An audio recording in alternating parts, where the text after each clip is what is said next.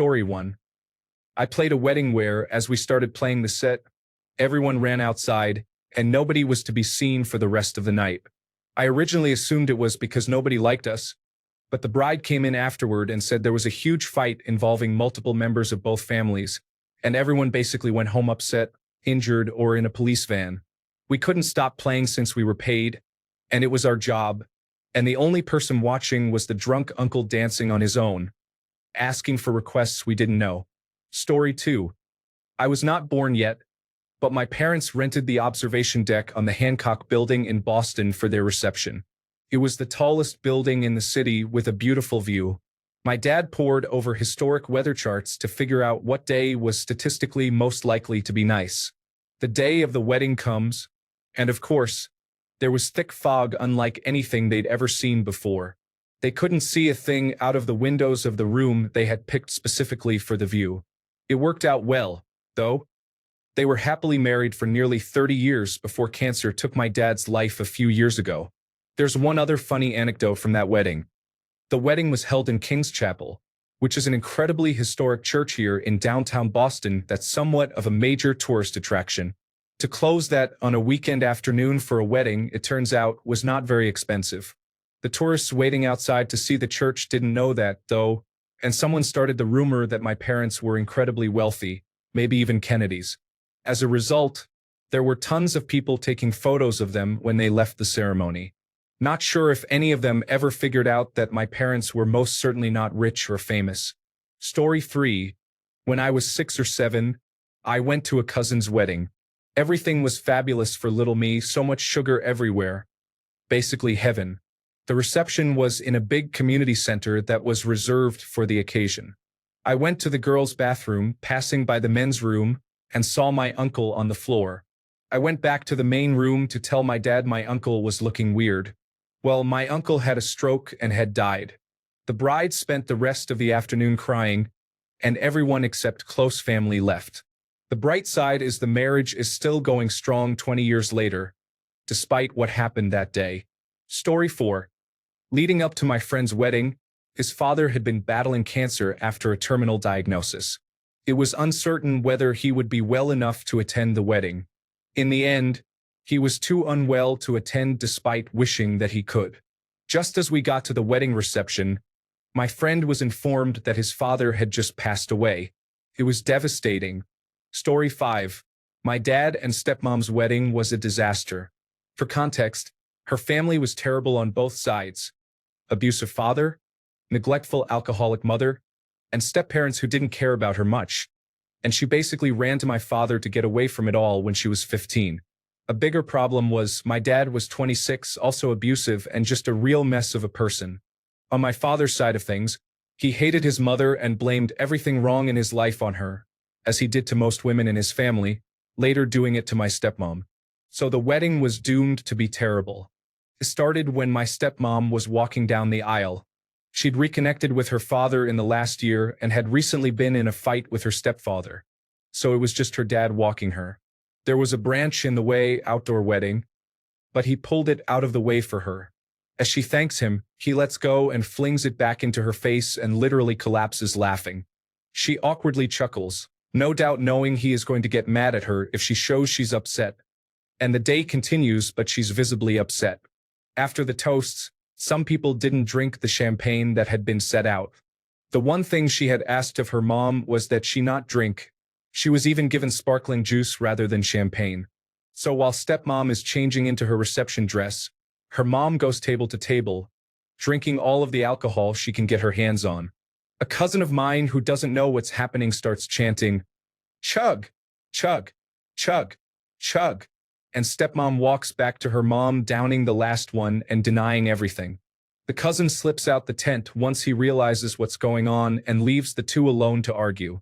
Stepmom comes out crying a few minutes later, goes back to her car, and doesn't come back for a good 20 minutes. While all of that is happening, Grandma pulls up and starts cursing out my dad for a ton of things, including marrying a kid, stepmom was 25 at this point, who she hates, not letting her invite a friend to the wedding, and him owing her a bunch of money. Dad tells her to leave and she leaves. Then my dad got mad at my stepmom for being gone so long, accused her of either being a baby, for crying or of lying and cheating on him. So she sat down on the fringes and tried not to cry and also remain visible to my dad for the next several hours. They may have been dating for 10 years, but the marriage only lasted 6 months. Story 6. I've catered many weddings, and there have been some memorable ones. Fights between guests, wedding cakes falling over, red wine spilled on wedding dresses. The lot. The one I'll never forget was an all-day event with a small ceremony for a few close friends and family, and a big reception filled with a huge buffet, every type of food you could imagine, and a free bar, all in the same venue. They had booked and paid for 250 evening guests, but only 30 guests turned up at most. My heart broke for this couple. A massive, beautiful converted barn, loads of food and drinks, great music, but no guests. At about 10 p.m., the venue was licensed until 11 p.m. The buffet food had barely been touched. The few who were there ate, but it hardly made a dent as it was planned for so many more people. I asked the mother of the bride if she wanted me to cover and refrigerate the untouched food so the new couple could take it home, and her response of, "Oh no, there are still a lot of people coming," was the most awkward I've ever felt in my life. No more guests showed. There was a flash of car headlights in the distance at about 10:30 p.m., and the bride beamed when she thought it was latecomers arriving. But no, it was just taxis arriving to pick up the few who were there. It's the only event I have ever done where we didn't have to kick people out of the venue. At 11 p.m., the place was empty. In a nutshell, the bride's parents paid for the day, and the happy couple had zero control over their guest list. Her parents invited all their friends to the evening function, but in reality, it was just associates they wanted to impress, resulting in no one caring about an invite to a wedding where they didn't know the bride or groom. It was basically just a networking event for the bride's parents. For those asking, I believe the guests did RSVP, but instead of a handful of guests thinking, "Forget it, we don't know them, they won't notice we're not there," it was the majority of them. Story 7. I used to do catering work, and one time my boss sent me to a remote location in the woods on a beautiful river. I found out while we were loading the truck that the boss wouldn't be going and that I was essentially in charge. My boss promised that everything was taken care of, set up, etc. So, you can imagine my surprise when I arrived at this remote location and literally nothing was set up. We were only about an hour early, so I frantically started trying to get the tent in order. We needed extension cords to run the coffee and tea, but there were none. We needed tables to set up the food, but there were none. I somehow improvised everything for the missing items, and just as the bride and groom were arriving, we blew the fuse for our only power source, and the place was plunged into darkness. We reset the breaker, I moved some things around, and blew the fuse again. This delicate dance went on for the entire evening, through speeches, the first dance, the works. I think the worst part of the entire experience was when we went to rinse our dishes before boxing them up and found out that when we blew the fuses, the water pump for the place stopped working and needed to be primed again. At that point, I said, "Forget about it, we'll take them back dirty." And the crew and I spent several more hours after the long ride home doing them. That was the day I worked a 15-hour shift without a break and still ruined the wedding. Needless to say, I quit that job. Story 8. I was best man at my sister-in-law's wedding, stepping in for the brother of the groom. That's another story entirely. For a whole year of planning, all the bride wanted was a dove release, while they said handwritten vows to each other.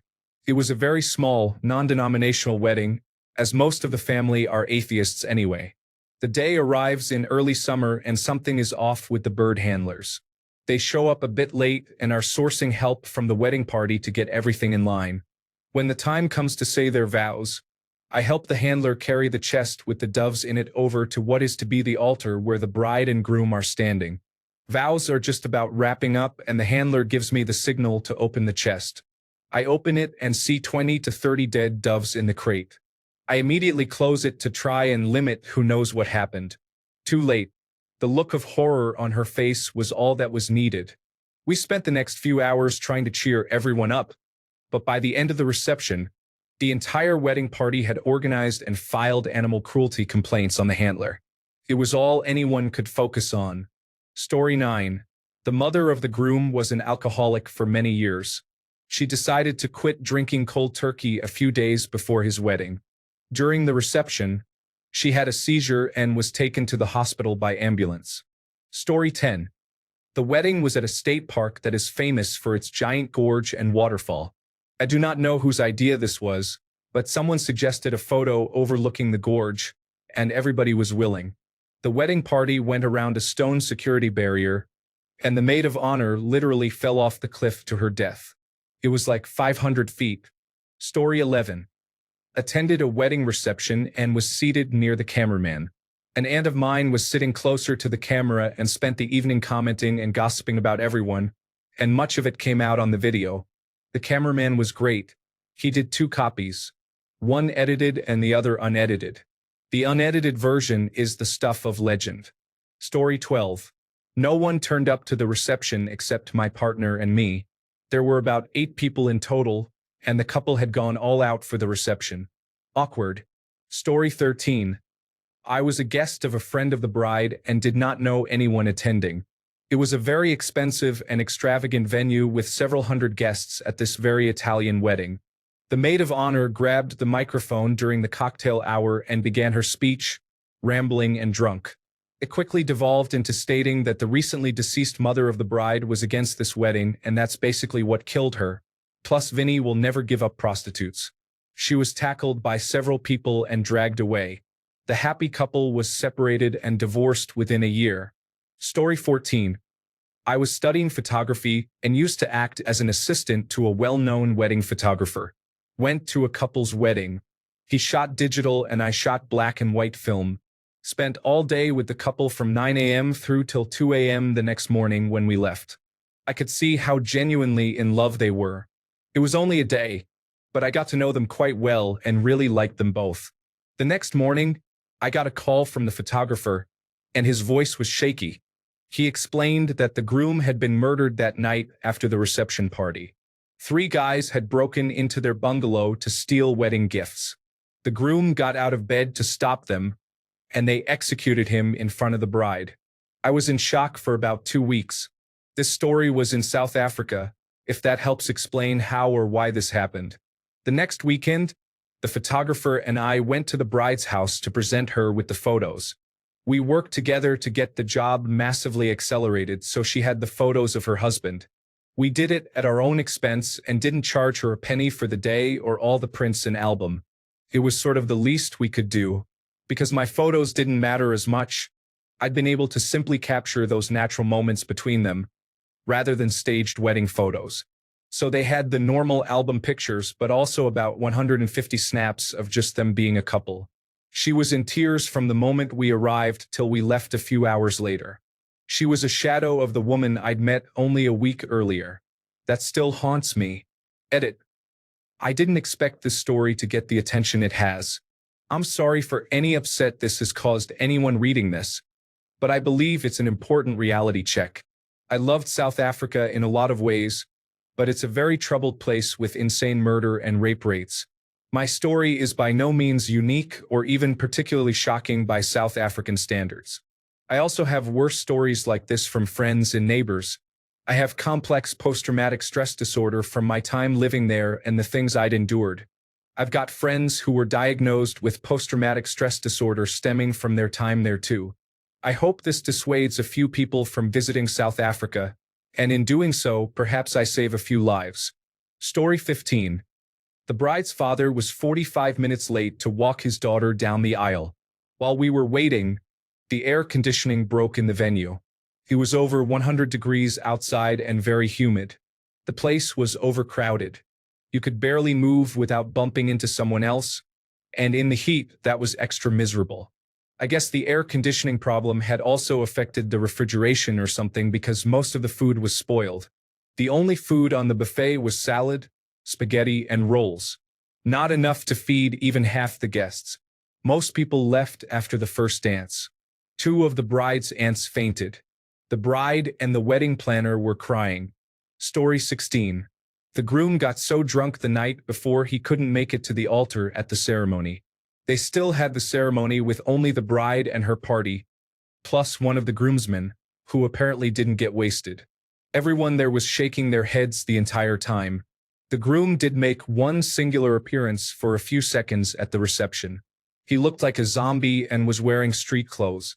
And this was no trashy wedding. The bride was a professional dancer for a major label pop star, so that gives you an idea of the type of people that were in attendance. 200 plus people at the ceremony alone, probably double that at the reception. They divorced within 6 months.